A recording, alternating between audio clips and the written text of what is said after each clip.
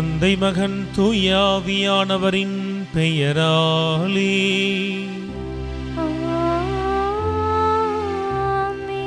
நம் தந்தையாகிய கடவுளிடமிருந்தும் ஆண்டவராகிய இயேசு கிறிஸ்துவிடமிருந்தும் அருளும் அமைதியும் உங்களோடு என்றும் இருப்பதாக.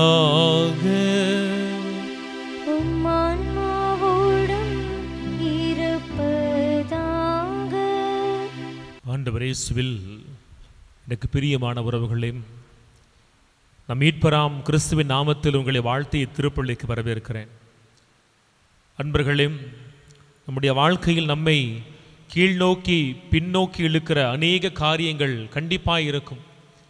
இன்றைய நாளில் இறைவன் கொடுக்கிற ஒரு நம்பிக்கையான செய்தி, எவரொருவர் தன் துன்பங்களில் ஆண்டவரை இகழ்ந்துரைக்காதிருக்கிறாரோ, என்னை அழைத்த ஆண்டவர் என் சார்பாக இருப்பார் என நம்புகிறாரோ, அவர்கள் வாழ்க்கையில் அவர்களை கீழ்நோக்கி பின்னோக்கி இழுக்கிற அத்துணை சங்கிலிகளும் தானாய் அது கலந்து விழும், தானாய் அது விலகும். நம்முடைய முன்னேற்றத்தை தடுக்கிற அத்துணை சுவர்களும் அது ஒன்றுமில்லாமல் ஒரு கல்லின் மேல் ஒரு கல் இல்லாதபடி அது தகர்ந்து விழும் என்கிற ஒரு ஆழமான செய்தியை இன்றைய நாளினுடைய இறை வார்த்தைகள் வழியாகவும், இதையொட்டி நாம் தியானிக்க இருக்கிற எரேமியா 32:27 இறை வார்த்தையின் பின்னணியிலும் ஆண்டவர் வெளிப்படுத்துகிறார். ஆகவே நம்மை வாட்டி வதைக்கிற, வேதனைக்குட்படுத்துகிற நம்முடைய சங்கிலிகளை ஆண்டவருக்கு முன்னால் இப்பலிபீடத்திலே நாம் கிடத்துவோம். ஆண்டவர் தாமே நம்முடைய பலனை, நம் ஆற்றலை, சக்தியை அறிந்திருக்கிறார். இந்த காரியங்களை நம்மால் தானாக வெல்ல முடியாதோ அதை அவர் அறிந்திருக்கிற தேவன். நமக்காய் அவருடைய கரம் செயல்பட்டு நம்முடைய அத்துணை சங்கிலிகளும் அவிழ்ந்து விழ இத்திருப்பள்ளியில் நாம் மன்றாடுவோம்.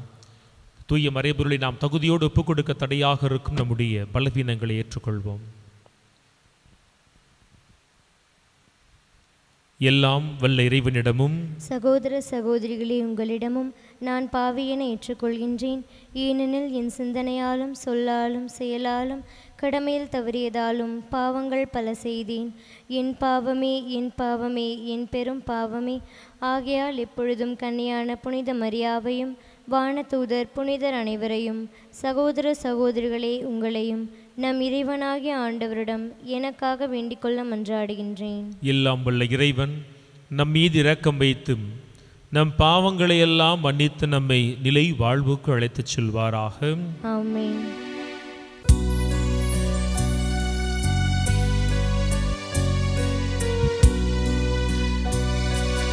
ஆண்டவரே இரக்கமாயிரும், ஆண்டவரே இரக்கமாயிரும், கிறிஸ்துவே இரக்கமாயிரும், கிறிஸ்துவே இரக்கமாயிரும், ஆண்டவரே இரக்கமாயிரும், ஆண்டவரே இரக்கமாயிரும். மன்றாடுவோமாக.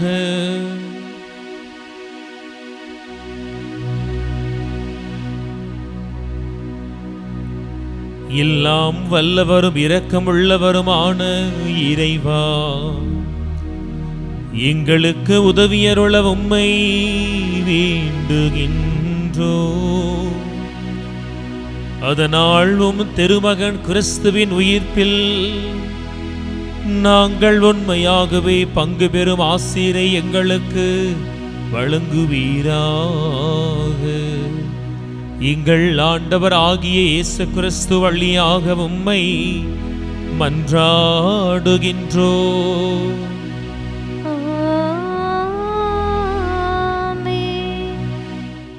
முதல் வாசகம். ஆண்டவராகிய இயேசுவின் மேல் நம்பிக்கை கொள்ளும், அப்பொழுது நீரும் உன் வீட்டாரும் மீட்படைவீர்கள். திருத்தூதர் பணிகள் நூலிலிருந்து வாசகம். அதிகாரம் 16, இறை திருமுத்துக்கள் 22-34 முடிய. அந்நாட்களில் பிலிப் நகர் மக்கள் திரண்டெழுந்து பவுலையும் சீலாவையும் தாக்கினார்கள்.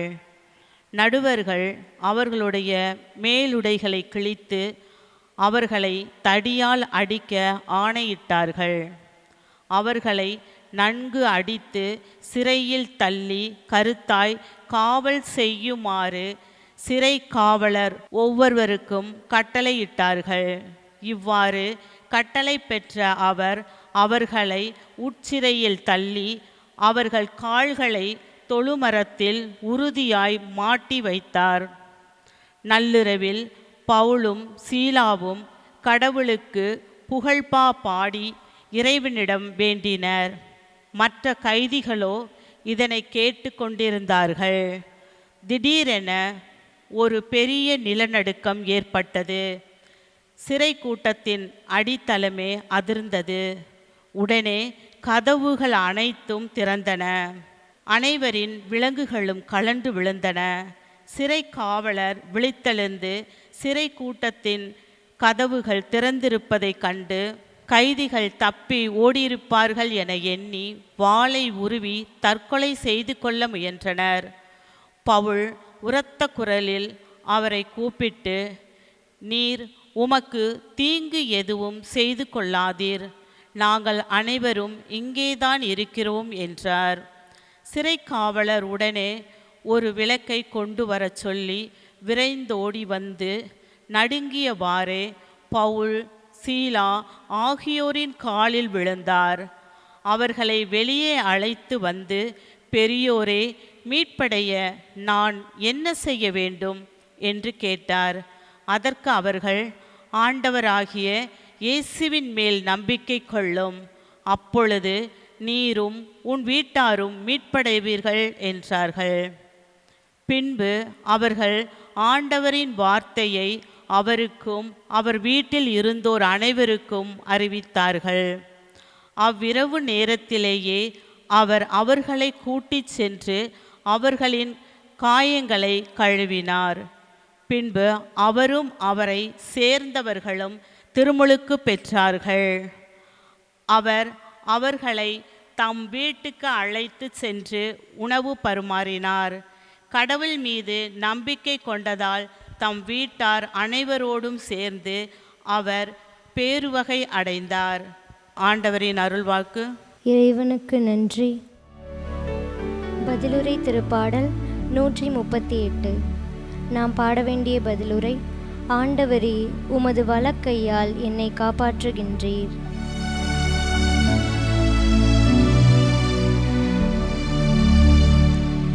ஆண்டவரே,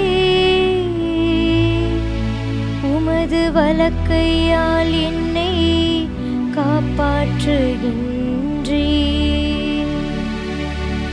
ஆண்டவரே, உமது வலக்கையால் என்னை காப்பாற்றுகின்றீர். ஆண்டவரே, என் முழு மனதுடன் உமக்கு நன்றி செலுத்தவே தெய்வங்கள் முன்னிலையில் உம்மை புகழ்வே. உம் திரு கோவிலை நோக்கி திரும்பி உம்மை தாழ்பணிவே. ஆண்டவரே, உமது வலக்கையால் என்னை காப்பாற்றுகின்றீர். உம் பேரன்பையும் உண்மையையும் முன்னிட்டு உமது பெயருக்கு நன்றி செலுத்தவே. ஏனெனில் அனைத்திற்கும் மேலாக உம் பேரையும் உம் வாக்கையும் மேன்மையுற செய்துள்ளீர். நான் மன்றாடிய நாளில் எனக்கு செவி சாய்த்தீர். மனதிற்கு வலிமை அளித்தீ. ஆண்டவரே, உமது வலக்கையால் என்னை காப்பாற்றுகின்றீ. உமது வலக்கையால் என்னை காப்பாற்றுகின்றீ. நீர் வாக்களித்த அனைத்தையும் எனக்கென செய்து முடிப்பீர். ஆண்டவரே, இன்றும் உள்ளது உமது பேரன்பு. உம் கைவினை பொருளை கைவிடாதேயும். ஆண்டவரே, உமது வலக்கையால் என்னை காப்பாற்றுகின்றீ. ஆண்டவரே, உமது வலக்கையால் என்னை காப்பாற்றுகின்றீ.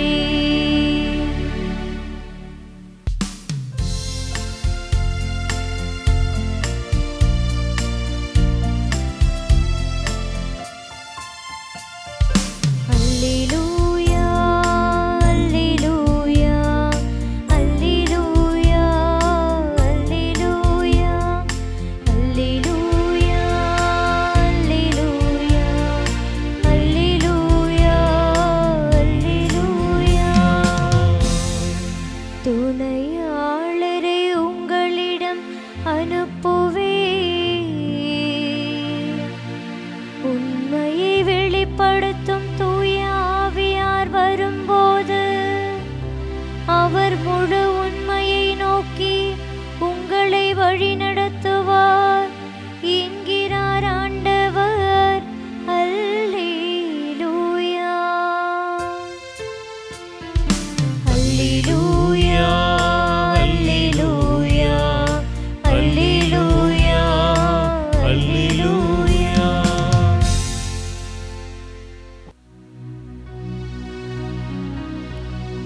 ஆண்டவர் உங்களோடு இருப்பாராக. உம் ஆன்மாவோடும் இருப்பாராக. யோவான் எழுதிய தூய நற்செய்தியிலிருந்து வாசகம். ஆண்டவரே, மாட்சி உமக்கே. அக்காலத்தில் இயேசு தம் சீடரை நோக்கி கூறியது, இப்போது என்னை அனுப்பியவரிடம் போகிறேன். ஆனால் உங்களுள் எவரும் நீர் எங்கே போகிறீர் என்று என்னிடம் கேட்காமலேயே நான் சொன்னவற்றை குறித்து துயரத்தில் மூழ்கியுள்ளீர்கள். நான் உங்களிடம் சொல்வது உண்மையே. நான் போவதால் நீங்கள் பயனடைவீர்கள். நான் போகாவிட்டால் துணையாளர் உங்களிடம் வரமாட்டார். நான் போனால் அவரை உங்களிடம் அனுப்புவேன். அவர் வந்து பாவம், நீதி, தீர்ப்பு ஆகியவை பற்றி உலகினர் கொண்டுள்ள கருத்துக்கள் தவறானவை என எடுத்து காட்டுவார். பாவம் பற்றிய அவர்கள் கருத்து தவறானது, ஏனெனில் என்னிடம் அவர்கள் நம்பிக்கை கொள்ளவில்லை. நீதி பற்றிய அவர்கள் கருத்து தவறானது, ஏனெனில் நான் தந்தையிடம் செல்கிறேன். நீங்களும் இனி என்னை காண மாட்டீர்கள். தீர்ப்பு பற்றிய அவர்கள் கருத்து தவறானது, ஏனெனில் இவ்வுலகின் தலைவன் தண்டனை பெற்றுவிட்டான் என்றார்.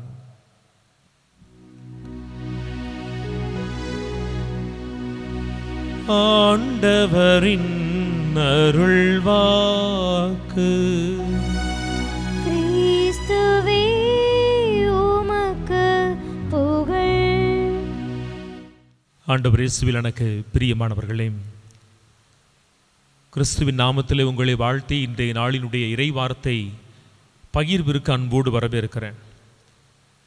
இன்றைய நாளினுடைய திருப்பலியை நீங்கள் வலையொலியில் பார்த்திருக்கிற பொழுது அதனுடைய முகப்பிலே எரேமியா 32:27 என கொடுக்கப்பட்டிருக்கு. நம்மில் சிலருக்கு ஒரு ஐயம் எழலாம், இன்றைய வாசகங்களுக்கும் இந்த எரேமியா 32:27க்கும் என்ன தொடர்பு இருக்கு? முதல் வாசகம் புதிய ஏற்பாடு, இரண்டாம் வாசகமான நற்செய்தி என்பது அதுவும் புதிய ஏற்பாடு தான். பின் ஏன் இன்றைய நாளினுடைய தலைப்பில் எரேமியா 32:27 இருக்கு? ஒருவேளை தவறாக வைக்கப்பட்டதான்னு சொல்லி சிலருக்கு ஐயம் வந்திருக்கலாம். தவறாக வைக்கப்பட்டது அல்ல. எரேமியா 32:27 நான் வாசிக்கிறேன். இப்படியாய் இறைவன் சொல்லுகிறார், நானே ஆண்டவர், எல்லா மக்களுக்கும் கடவுள் நானே. அப்படி இருக்க எனக்கு கடினமானது எதுவும் உண்டோ? கடவுளை குறித்து இன்னொரு மனிதன் சொல்லுகிற வார்த்தை அல்ல, அவர் தன்னை குறித்து சொல்லுகிற வார்த்தையை பாருங்களேன். நான் ஆண்டவர், நான் எல்லாருக்கும் கடவுள். அப்படி இருக்க எனக்கு ஏதாவது கடினமாய் உண்டோ அப்படின்னு சொல்லி ஒரு கேள்வி எழுப்புகிறார். இந்த இறை வார்த்தையை நமக்குள் நாம் அப்படியே வாசித்து தியானித்து இதனுடைய பொருளை புரிந்து கொள்வதற்காய் நாம் தேடுகிற பொழுதுதான் இன்றைய முதல் வாசகம் நமக்கு இன்னும் அழகான ஒரு அர்த்தத்தை கொடுக்கும். முதல் வாசகத்திலே பார்க்கிறோம், பவுல் இன்னைக்கு நல்ல அடி வாங்குறார். பவுல் நல்ல அடி வாங்குறார். பவுலோடு சேர்ந்து பார்க்கிறோம் சீலாவுக்கும் அடி உள்ளது. அவங்க செஞ்ச தவறு என்ன என்பதை நாம் யோசித்து பார்க்க வேண்டும். ஒரு பெண் இருக்கிறார். அந்த பெண்ணுக்கு காலத்தை கணித்து சொல்லுகிற, குறி சொல்லுகிற ஒரு சக்தி இருக்குன்னு நம்புறாங்க. அந்த பெண்ணை ஏற்கனவே இன்னொருத்தர் அடிமையாக வச்சிருக்கிறார். இந்த பெண்ணுடைய இந்த குறி பார்க்கறது மூலியமாய் வருகிற வருமானத்தில் தன் வயிற்றை வளர்க்கிற ஒரு தலைவனாய் அவன் இருக்கிறான். பவுலும் சீலாவும் அந்த பெண்ணிடத்திலிருந்து தீ ஆவியை ஓட்டி விட்டதுக்கு அப்புறம் அந்த பெண் வழியாய் தாங்கள் சம்பாதித்த வருமானத்தை இழந்த மக்கள் காழ்ப்புணர்ச்சியோடு பவுலையும் சீலாவையும் அவர்கள் தாக்குகிறார்கள். அந்த பின்னணியில் தான் இன்றைய வாசகம் கொடுக்கப்பட்டிருக்கு. நாம் வாசிக்கிறோம், அந்த மக்கள் வெகுண்டெழுந்து பவுலை சீலாவை தாக்குறாங்கன்னு சொல்லி. எந்த இடத்துல? பிலிப்பு நகரில். பிலிப்பு நகர் எங்க இருக்கு? அது மாசிதோனியாவில் இருக்கிற ஒரு மிக மிக மிக முக்கியமான நகரம் இந்த பிலிப்பு நகரம். இந்த பிலிப்பு நகரத்தில் யார் வாழ்ந்தார்கள்னு சொன்னா, பவுலுடைய காலத்தில் ரோமையினுடைய படையிலே பணி செய்து ஓய்வு பெற்ற அந்த வீரர்களும் அதிகாரிகளும் வாழ்ந்த ஒரு இடம் பிலிப்பு நகரம். இங்கே பார்க்கிறோம், அந்த நகரத்தினுடைய நடுவருக்கு சிறப்பு அதிகாரங்கள், சலுகைகள் நிறைய இருக்குது. இந்த நகரத்தில் வாழ்ந்த மக்கள் பெரும்பாலும் ரோமை குடிமகனாய் இருக்கிறார்கள். ஆகவே ரோமை குடிமகனுக்குன்னு சொல்லி அவங்க எல்லாத்திற்கும் சிறப்பு சலுகை இருக்கு. அவர்கள் தங்களுடைய ரோமை பண்பாடு, கலாச்சாரம், ரோமையினுடைய கடவுள்களுக்கு மிக மிக மிக மிக அதிகமான முக்கியத்துவம் கொடுக்கிறவர்கள். இந்த பின்னணியில் வாழ்கிற மக்களுக்கு போய் தான் இன்னைக்கு பவுல் என்ன சொல்கிறாரு? இறை வார்த்தையை அறிவிக்கிறார், புதுமைகளை செய்கிறார். நம்ம எத்தனை பேருக்கு இந்த தைரியம் வரும்? எங்கே இறை வார்த்தை ஏற்கனவே அறிவிக்கப்பட்டிருக்கோ அந்த இடத்தில் ஆன்மாக்களை நாம் இழந்து கொண்டிருக்கிறோம். நிறைய பங்குத்தலங்களில் பிரச்சனை வரும். ஃபாதர் வீடு சந்திக்க வரதே கிடையாது, ஃபாதர் மக்களை சந்திக்கிறதே கிடையாது, ஃபாதர் அன்பியங்களுக்கு வருவதே கிடையாது. ஃபாதர் தாம் உண்டு, பீடம் உண்டு, தன்னுடைய அலுவலக அறை உண்டுன்னு சொல்லி வாழுகிறார். ஆகவே தான் மக்கள் என்ன செய்கிறாங்க? தங்களுடைய ஆன்மீக தேடலுக்காய், ஆன்ம தாகத்திற்காய் வெளியே போகிறாங்கன்னு சொல்லி நாம் இன்னைக்கு யதார்த்தத்தை பார்க்கிறோம். மக்களை சென்று சந்திக்காததன் விளைவாக ஏற்கனவே கடவுளை ஏற்றுக்கொண்ட மக்களை நாம் இழக்கிற சூழலில் இருக்கிறோம். நமக்கு முன்னாடி வேற்று மத நம்பிக்கையாளர்களுடைய ஆதிக்கம் நிறைய இருந்த காலத்தில் இங்கு வந்த நம்முடைய ஊழியர்கள் செய்த பணியினுடைய கனிகளை இன்னைக்கு நாம் அறுவடை செய்கிறோம். இன்னைக்கு புது இடத்துக்கெல்லாம் போய் கிறிஸ்தவர்களை நாம் உருவாக்குவது இல்லை. ஏற்கனவே கிறிஸ்தவர்களாய் மாறி இருக்கிற மக்களுக்கு பெரும்பாலும் பணி செய்கிறோம். அந்த மக்களையும் இழந்து கொண்டிருக்கிறோம். ஆனால் பவுலை பாருங்கள், பவுலை பாருங்கள். ரோமை குடிமகன்கள் மத்தியில் ரோமை கடவுள்கள் ஆதிக்கம் செலுத்திய அந்த பிலிப்பு நகரத்திலே சென்று அவர்களுடைய பண்பாடு கலாச்சாரத்தில் ஊறி போயிருந்த மக்களுடைய எண்ணத்திற்கு எதிராய் அவர் இயேசுவை அறிவிக்கிறார். நான் இயேசுவை இங்கே அறிவிச்சேன்னு சொன்னா எனக்கு நிறைய பிரச்சனைகள் வரும்னு சொல்லி பவுலுக்கு நன்றாக தெரியும். ஆனால் அழைத்த கடவுளை அவர் விட்டுவிடவில்லை. ரோமையர் 8 வாசிக்கிறோமே, கடவுள் என் சார்பாய் இருக்கிற பொழுது எனக்கு எதிராய் யார் நிற்க முடியும்? இந்த ஒரு வார்த்தை பவுலுக்கு அதிகமான நெஞ்சுரத்தை கொடுத்திருக்கும். ஆகவே தான் அந்த வார்த்தை அவர் நமக்கும் கொடுத்துட்டு போயிருக்காரு. கடவுள் உன் சார்பா இருக்கிறப்ப பயப்படாதையா, கடவுளுடைய வழக்கரம் உன்னை காப்பாற்றும். ஆகவே தான் பவுலை பாருங்களேன், எங்கு கிறிஸ்து அறிவிக்கப்படவில்லையோ, எங்கு வேற்றுமத தெய்வங்கள், வேற்றுமத நம்பிக்கைகள், கலாச்சாரங்கள் மிக ஆழமாய் வேரூன்றி இருக்குதோ அந்த இடத்தில் சென்று அந்த கடவுள்களுக்கு மத்தியில், அந்த நம்பிக்கையை சார்ந்த குருமார்களுக்கு மத்தியில் அவர் இயேசுவை அறிக்கையிடுகிறார். அந்த ஒரு மன தைரியம் பவுலுக்கு இருக்குது. அப்படி நன்மையை செய்ததற்காய், கடவுளை அறிவித்ததற்காய், இயேசுவை அறிமுகப்படுத்தியதற்காய் பவுலுக்கு என்ன கிடைச்சிச்சு பாருங்களே, அவர்களை அடிக்கிறாங்க. நடுவர் எழுத தன்னுடைய மேலுடையை கிழிச்சிக்கிற அளவுக்கு, அதாவது தன்னுடைய தெய்வத்திற்கு சுமத்தப்பட்ட தெய்வ நிந்தனையாய் பார்க்கிறாங்க அவங்க. ஆகவே தான் அவர் எழுந்து தன்னுடைய மேலுடையை கிழிக்கிறார். அவர் சொல்லுகிறார் பாருங்களே, அடிச்சு கொண்டு போய் சிறையில் தள்ளுங்கயான்னு சொல்றாங்க. பவுலும் சீலாவும் இயேசுவை அறிவித்ததற்காய் அடிக்கப்படுகிறார்கள், சிறையில், அதுவும் உட்சிறையில் தள்ளப்படுகிறார்கள். அங்கே அவர்களுக்கு என்ன சொல்லி ஒரு கழுமரம் காத்திருக்குது. அந்த கழுமரத்தில் கூட நேராக கட்டி போடவில்லை, அவர் காலில் கைத்த கட்டி போடுறாங்க. இப்படிப்பட்ட ஒரு சூழலில் நம்மால் இன்னைக்கு கடவுளுக்கு உண்மையாக இருக்க முடியுமா? கடவுளை நாம் பழித்துரைப்போம், கடவுள் வேணான்னு சொல்லுவோம். நான் சமீபத்தில் ஒரு கிராமத்திற்கு பூசைக்கு போயிருக்கேன். அந்த கிராமத்துக்கு பூசைக்கு போகிறப்ப அங்கே இருக்கிற ஒரு அன்பு தாய் எனக்கு ரொம்ப நல்லா தெரியும். அந்த குடும்பத்தை அவங்க சொல்கிறாங்க, ஃபாதர் கடவுள் என் குடும்பத்தை சோதிக்கிறார் ஃபாதர், ரொம்ப சோதிக்கிறார்.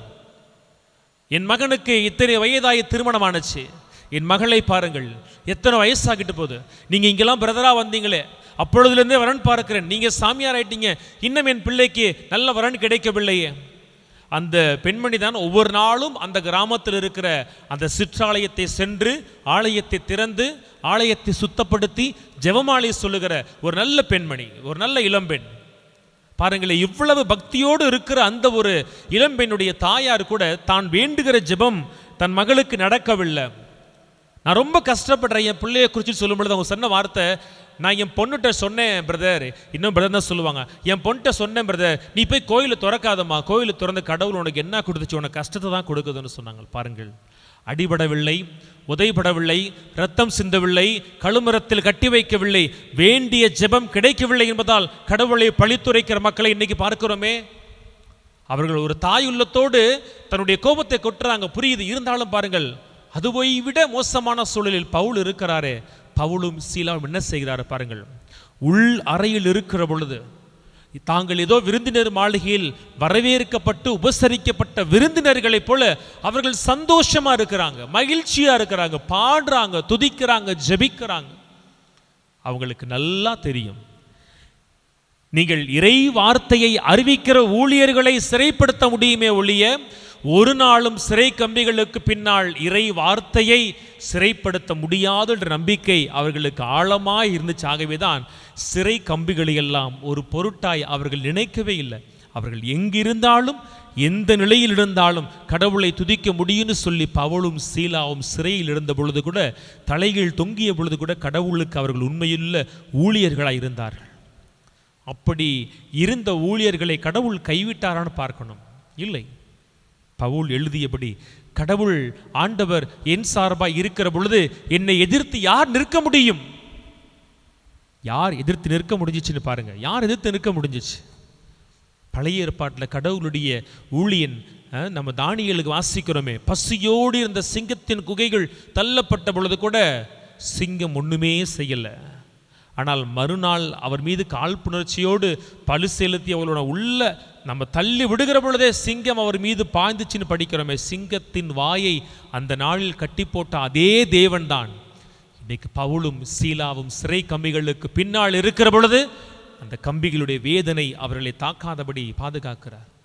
கடவுள் ஒரு அற்புதத்தை செய்கிறார். அதுதான் எரேமியா 32:27 வாசிச்சேன். நான் உன் ஆண்டவர், நான் எல்லாருக்கும் கடவுள், எனக்கு கடினமான காரியம் ஏதாவது உண்டா? உன்னை இந்த மனிதர்கள் சிறைப்படுத்தலாம், கம்பிகளுக்கு பின்னால் உன்னை அடைக்கலாம், உன்னை கட்டி வைக்கலாம், ஆனால் அது உன் முடிவு அல்ல. பவுலையும் சீலாவையும் பார்த்துக்கிறதுக்காக பணியாட்களை நியமிக்கிறாங்க. அந்த நடுவர் நினச்சிக்கிறாப்புல உள்ள தள்ளிட்டோம், இதுக்கப்புறம் வாழ்க்கை முடிஞ்சிருச்சு, அவன் வெளியே வராதபடி இருக்கிறபடி ஒரு அதிகாரியும் போட்டுட்டோன்னு சொல்லி கடவுள் காண்பிக்கிறார், உங்கள் அதிகாரங்கள், உங்கள் உலக பலன்கள், ஆற்றல் எல்லாமே என் ஆற்றலுக்கு முன்னால் ஒன்றுமே கிடையாதுன்னு சொல்லி நிலம் அதிர்கிறது. எந்த சங்கிலிகள் பவுலை சீலாவை கட்டி வச்சிருந்துச்சோ அந்த சங்கிலிகள் தானாய் கலண்டு விழது. கடவுள் இன்னைக்கு நமக்கு கொடுக்கிற வெளிப்பாடு தான். எந்த சங்கிலி நம்மை, நம் குடும்பத்தை, நம் சந்தோஷத்தை, நம் வளமையான வாழ்க்கையை, கணவன் மனைவிக்கு இடையில் இருக்கிற அற்புதமான உறவை, கணவனுக்கும் மனைவிக்கும் பிள்ளைகளுக்கும் இடையில் இருக்கிற அன்பான உறவை தடுத்து வச்சிருக்கோ அந்த சங்கிலிகள் தானாய் அருந்து விழும். எப்பொழுது? கடவுளை பழித்துரைக்கிற பொழுதல்ல, துன்பத்தின் மத்தியில் ஆண்டவரை போற்றி புகழ்ந்து அவருக்கு உண்மையுள்ளவராய் இருக்கிற பொழுது. இந்த எரேமியாவின் வார்த்தை கண்டிப்பாய் பவுல் தன் வாழ்விலே வாசிச்சிருக்கணும். ஆகவேதான் எல்லாரும் உள்ள தள்ளி அடிச்சு கட்டி வச்சப்ப பவுல் நினைச்சிருப்பாரு, நீங்க என்னையா என்ன அடைச்சு வைக்கிறது, நீங்க என்ன என்ன அடைச்சு வைக்கிறது, என் தேவன் விரும்பினார்னு சொன்னா இந்த கம்பிகள் எல்லாம் எனக்கு ஒண்ணுமே இல்லைன்னு சொல்லி தானாக எந்த முயற்சியும் பவுலும் சீலாவும் எடுக்கவில்லை. தப்பித்து போகணும்னு சொல்லி அவர்கள் முயற்சிக்கவில்லை. தப்பித்து செல்கிறபடியாய் சிறை கதவுகள் திறக்கப்பட்டிருந்த பொழுது கூட அவங்க ஓடி போகல. அவங்களுக்கு தெரியும், நான் சுதந்திரமாய் வாழ்வதற்கு இந்த சிறை கம்பியை விட்டு வெளியே போனாதானே கிடையாது, நான் இருக்கிற இடத்திலேயே சுதந்திரமாய் இருக்கிறேன், நீ என்ன சிறைப்படத்தில் நானாதான் தங்கியிருக்கிறேன்னு சொல்லி பவுலும் சீலாவும் அங்கே இருக்கிறார்கள். இன்னைக்கு இல்லத்தில் திருப்பள்ளியை காண்கிற நமக்கு கடவுள் கொடுக்கிற அற்புதமான செய்தி, எனக்கு கடினமான காரியம் எதுவுமே கிடையாது, எனக்கு கடினமான காரியம் எதுவுமே கிடையாது. உன்னை கட்டி வைத்திருக்கிற, வேதனைக்குட்படுத்திருக்கிற உன் சங்கிலிகள் எல்லாம் உன் முயற்சி எதுவுமே இல்லாமல் ஒரு நொடி பொழுதில் அது தானாய் கலண்டு விழும். கடன், வீடு கட்டலை, சந்தோஷம் இல்லை, நிம்மதி இல்லை, பிள்ளைங்களுக்கு நல்ல மார்க் இல்லை, நல்ல காலேஜில் நல்ல ஸ்கூலில் பிள்ளைங்களுக்கு இடம் கிடைக்கல, பிள்ளைங்களுக்கு இடம் கிடைச்சாலும் எப்படி ஃபீஸ் கட்டுறதுன்னு தெரியல, எத்தனை பேர்ட்ட கடன் வாங்குறது, ஏற்கனவே வாங்கி வச்சிருக்க கடனை கொடுக்க முடியலையே, ஏகப்பட்ட உலக சங்கிலிகள் நம்ம கட்டி வச்சிருக்கா. பவுலும் சீலாவும் எண்ணி பார்க்காத பொழுது அவர்களுக்கான சுதந்திர கதவை தேவன் திறந்தது போல நமக்கும் அவர் நம்முடைய சங்கிலிகள் எல்லாம் அறுபட்டு சுதந்திரத்தின் கதவுகள் திறக்கும்படியாக செய்வதற்கு வல்லவராய் இருக்கிறார். ஆனால் நாம் அவர் முன் நல்லவராய் இருக்கிறோமா? கடவுளை போற்றி புகழாட்டியும் கடவுளை தூற்றுகிற நாவாக இந்த நாவு இல்லாமல் இருக்கணும். இந்த நாவு இல்லாமல் இருக்கணும். எந்த விவிலிய மாந்தர்களை பார்த்திருக்கிறோம் தாங்கள் அனுபவித்த வேதனையில் கடவுளை தூற்றினார்கள்னு சொல்லி, கடவுளை சபிச்சாங்கன்னு சொல்லி? யாருமே சபிக்கலை. ஆகவே தான் இன்னைக்கு அவங்கெல்லாம் நமக்கு முன்னாடி மிக உயர்ந்தவர்களாக இருக்கிறாங்க. அந்த வரிசையில் இன்னைக்கு கடவுள் பவுலையும் சீலாவையும் கொடுக்கிறார். பவுலும் சீலாவும் வேதனைப்பட்டார்களே, அந்த வேதனை அவர்கள் முடிவாக இல்லையே. கடவுள் மாட்சி அவர்களுக்கு மணிமுடியாய் சூட்டி இருக்கிறாரே, இன்னைக்கு வரைக்கும் நமக்கெல்லாம் சாட்சிகளாய் வாழ்கிறபடி. சங்கிலிகள், உன் சங்கிலிகள் அருந்த விழியா, உன்னை கழுமுறத்தில் கட்டி வைக்கிறானா, உன் கால் மீண்டும் இந்த நிலத்தில் வேறொன்றுபடியதாக உன் தேவன் செய்வான். யார் உன்னை உன் உயிருக்கு காவலாளியாக வச்சிருக்கிறானா அவன் உயிரை பவுல் காப்பாற்றுற அறுத்துக்காதையா, ஒன்றும் ஆகாதுன்னு சொல்லி ஒரு பிற இனத்தான் பவுலுடைய வாழ்க்கையை கண்டு அவன் இயேசுவை ஏற்றுக்கொள்ளுகிறபடியாய் சிறை கம்பிகளுக்குள் பாருங்களேன், நல்லா பாருங்க, பவுல் வீதியில் வந்து வார்த்தையை போதிச்சு மக்களை இயேசுட்ட கொண்டு போனான்ற எந்த அளவுக்கு உண்மை. அதுபோல சிறைப்படுத்தப்பட்ட இடத்திலும் கூட, சங்கிலிகளுக்கு மத்தியிலும் கூட, கழுமரத்தில் தொங்கிய பொழுதும் கூட அந்த மனிதன் இன்னொருவரை இயேசுவை நோக்கி தன் வாழ்க்கையினால் கொண்டு வர முடிஞ்சிச்சுன்னு சொன்னால் நாமும் அப்படிப்பட்ட வாழ்க்கையை வாழ வேண்டும். நம் இடர்பாடு நேரங்களில், சோதனை நேரங்களில் கடவுளை இறுக பற்றி பிடிக்கிற பொழுது கடவுளுடைய கரம் நம் சார்பாய் செயல்படும். சங்கிலிகள், பிரச்சனைகள், சுவர்கள் எல்லாம் தானாக விளங்கும். அப்படிப்பட்ட ஒரு ஆசீர்வாதமான வாழ்க்கையை கடவுள் நம் அனைவருக்கும் நிறைவாய் பொழிவாராக. ஆமேன்.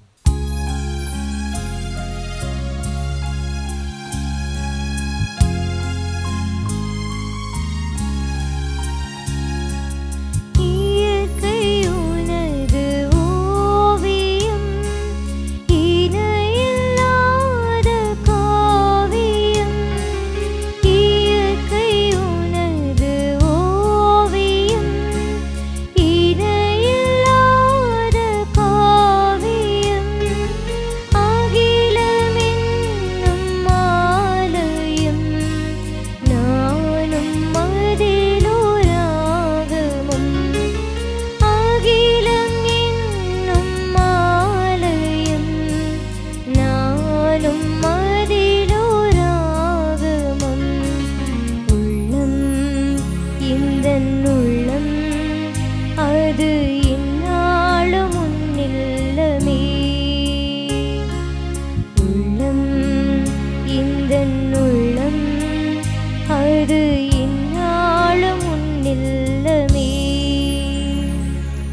அன்பு உறவுகளே, உங்களுடையதும் என்னுடையதுமான இப்பலி எல்லாம் வல்ல வானக தந்தைக்கு ஏற்றதாகும்படி மன்றாடுங்கள்.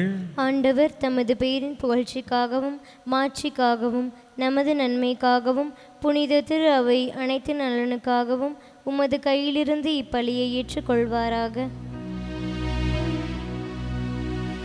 ஆண்டவரே, இப்பாஸ்கா மறை நிகழ்வுகள் வழியாக எங்களை என்றும் அக்களிக்கச் செய்திட உம்மை வேண்டுகின்றோம். அதனால் நாங்கள் தொடர்ந்து புரியும் பரிகாரச் செயல் எங்களுக்கு முடிவில்லா பேரின்பத்தின் காரணமாய் அமைவதாக. எங்கள் ஆண்டவராகிய இயேசு கிறிஸ்து வழியாக உம்மை மன்றாடுகின்றோம்.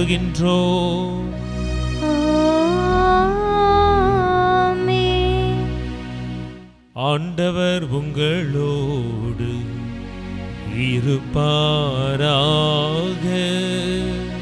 உம்மான்மாவோடும் இருப்பாராக.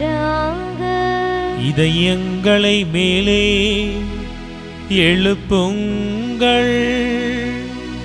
ஆண்டவரிடம் எழுப்பியுள்ளோம். நம் இறைவனாகிய ஆண்டவருக்கு நன்றி பாடுவோம். அது தகுதியும் நீதியுமானதே. ஆண்டவரே, எக்காலத்திலும் உம்மை புகழ்ந்துரைப்பதும் எல்லாவற்றுக்கும் மேலாக எங்கள் பாஸ்காவாகிய கிறிஸ்து பலியான இச்சிறப்பான காலத்தில் உம்மை இன்னும் மிகுதியாக வாழ்த்தி போற்றுவதும் மெய்யாகவே தகுதியும் நீதியுமாகும். எங்கள் கடமையை மீட்புக்குரிய செயலுமாகும். கிறிஸ்து வழியாகவே ஒளியின் மக்கள் நிலை வாழ்வில் நுழைகின்றனர். விண்ணரசின் கதவுகள் நம்பிக்கையாளருக்கு திறந்து விடப்படுகின்றன. ஏனெனில் சாவுக்கு உரிய எங்கள் வாழ்வும் அவரது சாவால் மீட்படைந்தும் அவரது உயிர்ப்பிலே அனைவரது வாழ்வும் உயிர்த்தழலாயிற்றும். ஆகவே பாஸ்கா மகிழ்ச்சி பொங்க அனைத்துலகின் மாந்தரோடு சேர்ந்து நாங்களும் உமது மாட்சியை புகழ்ந்து சொல்வதாவது: தூயவர் தூயவர் தூயவர், வான்படைகளின் கடவுளாம் ஆண்டவர். விண்ணகமும் மன்னகமும் உமது மாட்சியால் நிறைந்துள்ளன. உன்னதங்களிலே ஓசன்னா.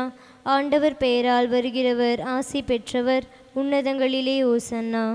ஆண்டவரே, நீர் மெய்யாகவே தூயவர், தூய்மை அனைத்துக்கும் ஊற்றும். ஆகவே உம்முடைய ஆவியை பொழிந்து காணிக்கைகளை தூய்மைப்படுத்த வேண்டுகிறோம். இவ்வாறு எங்கள் ஆண்டவர் இயேசு கிறிஸ்துவின் உடலும் இரத்தமுமாக எங்களுக்கு இவை மார்பனவாகும்.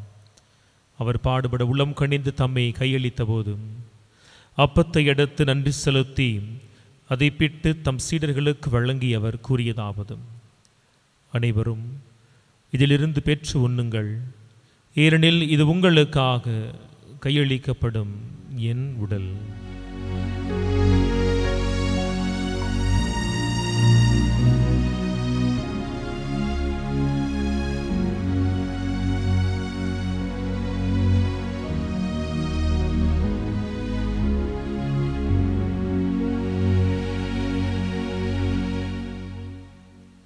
அவ்வண்ணமே இரவு விருந்தை அருந்திய பின் கிண்ணத்தையும் எடுத்து மீண்டும் உமக்கு நன்றி கூறி தம் சீடர்களுக்கு வழங்கி அவர் கூறியதாவது: அனைவரும் இதிலிருந்து பெற்று பருகுங்கள், ஏனெனில் இது புதிய நிலையான உடன்படிக்கைக்கு உரிய என் இரத்தத்தின் கிண்ணம். இது பாவ மன்னிப்புக்கென்று உங்களுக்காகவும் பலருக்காகவும் சிந்தப்படும். இதை என் நினைவாக செய்யுங்கள்.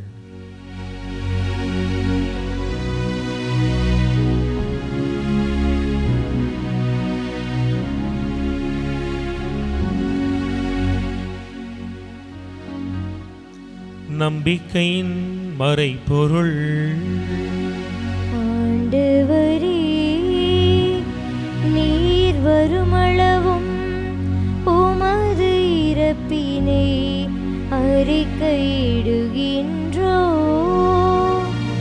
உமது உயிர்ப்பினையும் எடுத்துரைக்கின்றோ. ஆகவே ஆண்டவரே, நாங்கள் கிறிஸ்துவின் பாஸ்காவின் நினைவு கூர்ந்து வாழ்வை மீட்பை எங்களுக்கு பரிசாக வழங்கும் இந்த அப்பத்தையும் கிண்ணத்தையும் ஒப்புக் கொடுக்கிறோம்.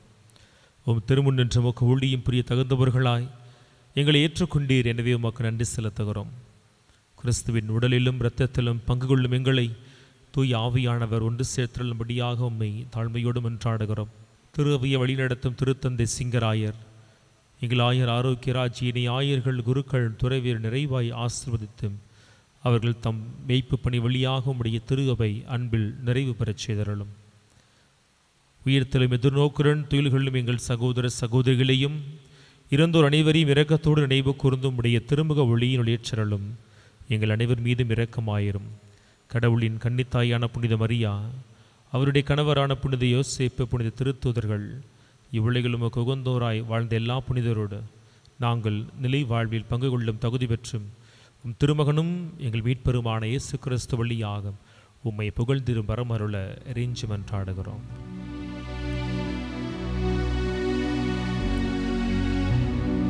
இவர் வழியாக இவரோடு இவரில் எல்லாம் வல்ல இறைவனாகிய தந்தையே, தூய ஆவியாரின் ஒன்றிப்பில்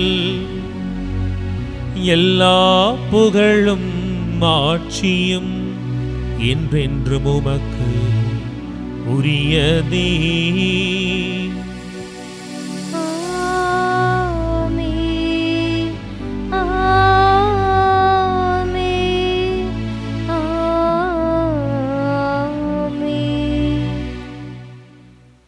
மீட்பரின் கட்டளையினால் கற்பிக்கப்பட்டு இறை படிப்பினையால் பயிற்சி பெற்ற நாம் துணிந்து மன்றாடுவோம். விண்ணுலகில் இருக்கின்ற எங்கள் தந்தையே, உமது பெயர் தூயது என போற்ற பெறுக. உமது ஆட்சி வருக. உமது திருவுளம் விண்ணுலகில் நிறைவேறுவது போல மண்ணுலகிலும் நிறைவேறுக. எங்கள் அன்றாட உணவை இன்று எங்களுக்கு தாரும். எங்களுக்கு எதிராக குற்றம் செய்வோரை நாங்கள் மன்னிப்பது போல எங்கள் குற்றங்களை மன்னியும்.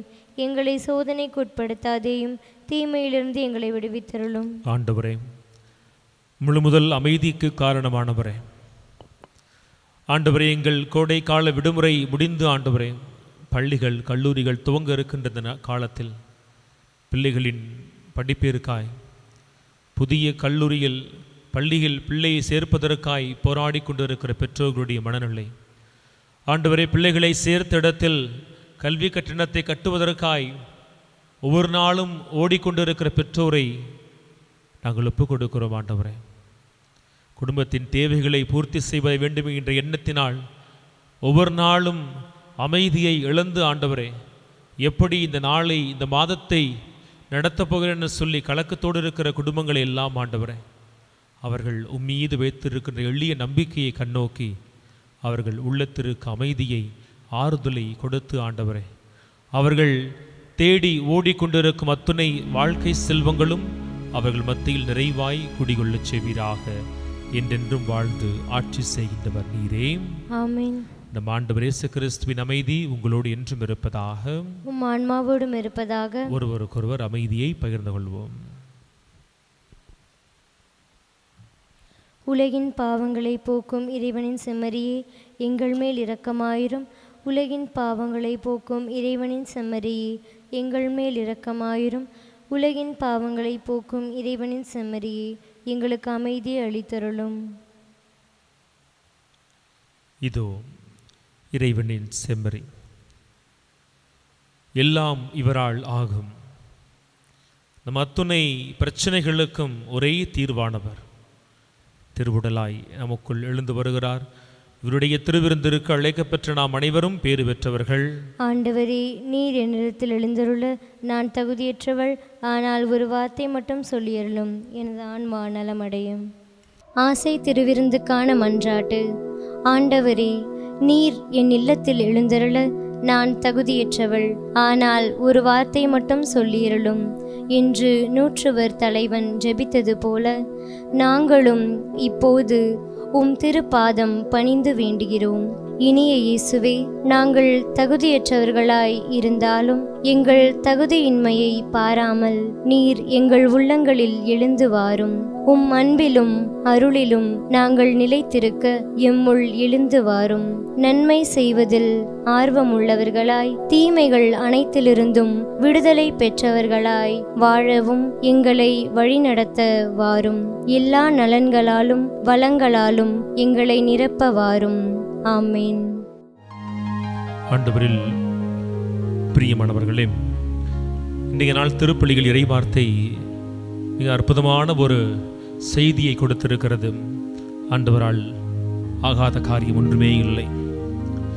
தொடக்க நூலில் சாராவுக்கு வெளிப்படுத்தப்பட்டதை இன்றைய நாளில் இறைவன் தம் திருவாயில் மலர்ந்து சொல்லுகிறார், எனக்கு கடினமான காரியம் எதுவுமே இல்லை என சொல்லி. ஆகவே நாம் கடந்து கொண்டிருக்கிற கடினமான நாட்களை, கடினமான நேரத்தை ஒப்புக் கொடுப்போம். ஆண்டவர், நீ என்னோடு இருக்கிற பொழுது இந்த கடினமான நாட்கள், வேதனைகள், நேரங்கள் எனக்கு ஏன் என சொல்லி ஆண்டவரிடத்தில் உரிமையோடு நாம் கேள்வி கேட்போம். என்னோடு இருக்கிற தேவனே, இந்த கடினமான பிரச்சனைகள் என்னை விட்டு நீங்கும்படியாக நீ அற்புதம் செய்யும் என சொல்லி இந்த வேளையில் நாம் கடவுளை பாடி துதிப்போமா.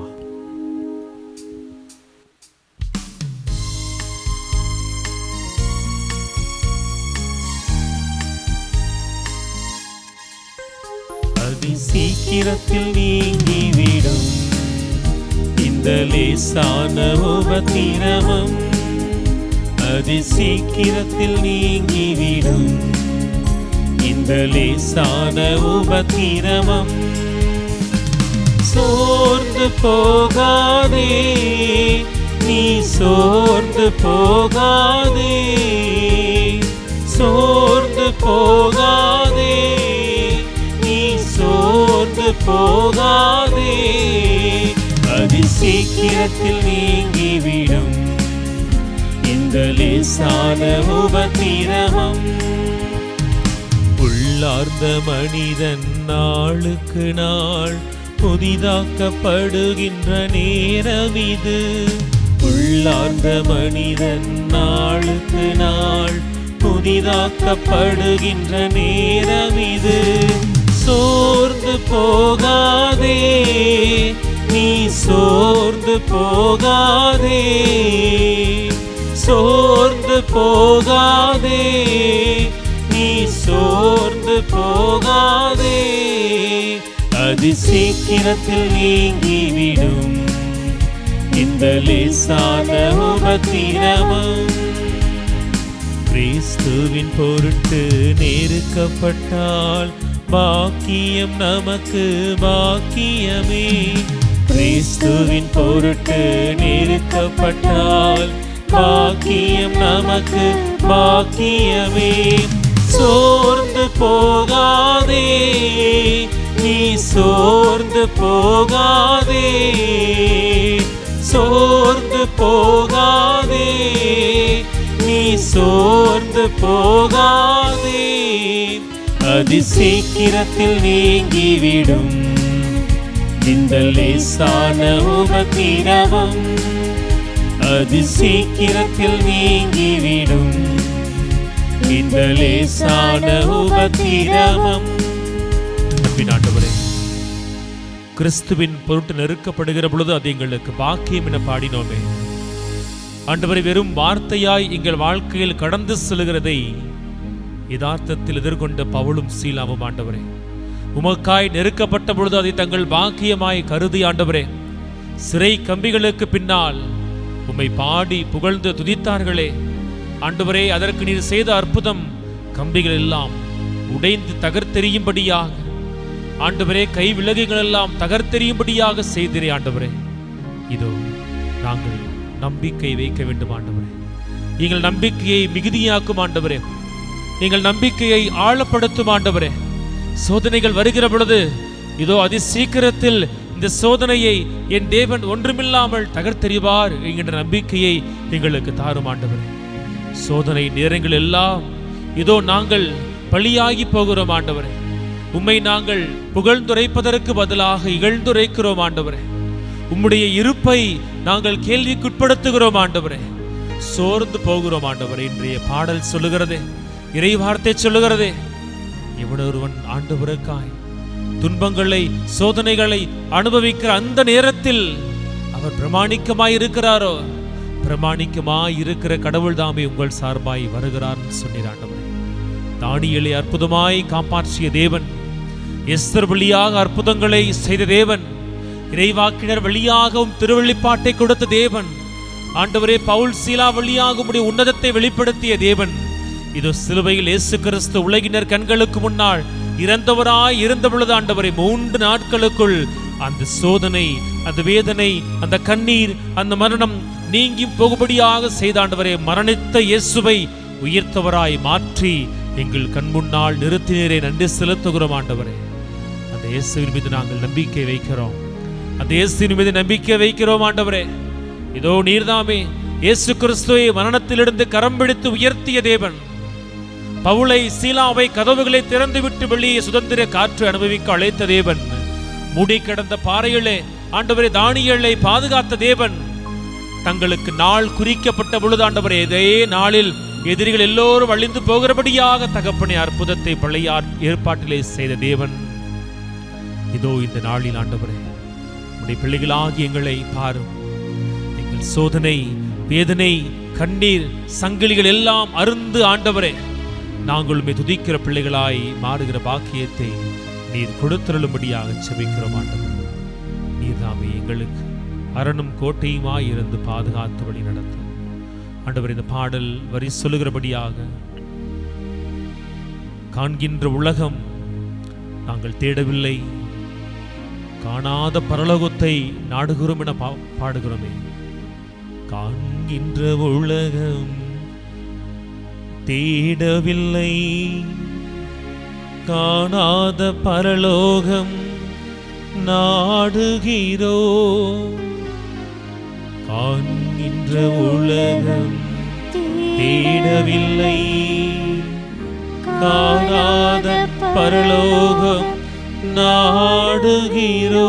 ஆண்டவரே, இந்த பரலோகத்தை கண்டுணர்ந்து உம்முடைய இறைவாக்கினர்களைப் போல, திருத்தூதர்களைப் போல, சிடர்களைப் போல ஆண்டவரே, காணாத பரலோக வாழ்க்கைக்கு நாங்கள் எங்களை தயார்படுத்துகிற ஆசிரை எங்களுக்கு தந்திருக்கும் ஆண்டவரே.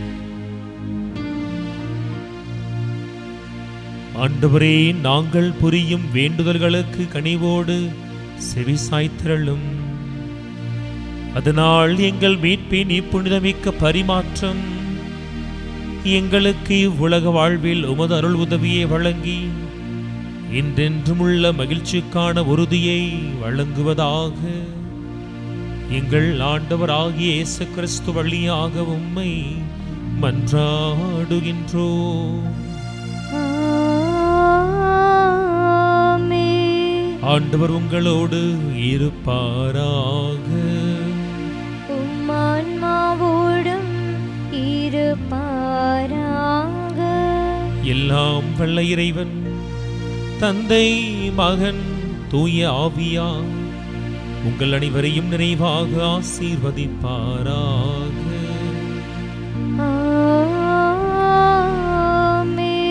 சென்று வாருங்கள், திருப்பலி நிறைவேறிற்று. அல்லேலூயா, அல்லேலூயா. இறைவனுக்கு நன்றி. அல்லேலூயா, அல்லேலூயா.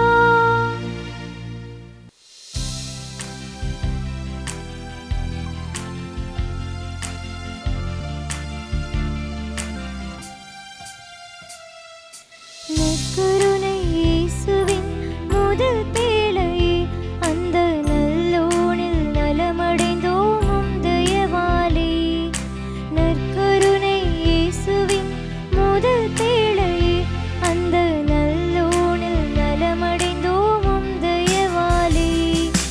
அவர் சொற்படி வாழ அழைத்திடும், அவர் சொற்படி வாழ அழைத்திடும். உம்மழைப்பில் என்றும் வாழ மன்றாடம்மா, உம்மழைப்பில் என்றும் வாழ மன்றாடம்மா. அற்புத எங்கள் அன்னையே, ஆரோக்கிய தாயே, நற்கருணையம் இயேசுவை எமக்களித்தாயே. வாழ்க வாழ்க வாழ்க வாழ்க மரியே, எம்மை வாழ வைக்கும் பரிந்துரையும் நீயே. வாழ்க வாழ்க வாழ்க வாழ்க மரியே, எம்மை வாழ வைக்கும் பரிந்துரையும் நீயே. அற்புத எங்கள் அன்னையே, ஆரோக்கிய தாயே, தாயே. தந்தை மகன் தூய ஆவியாரின் பெயராலே ஆமீன்.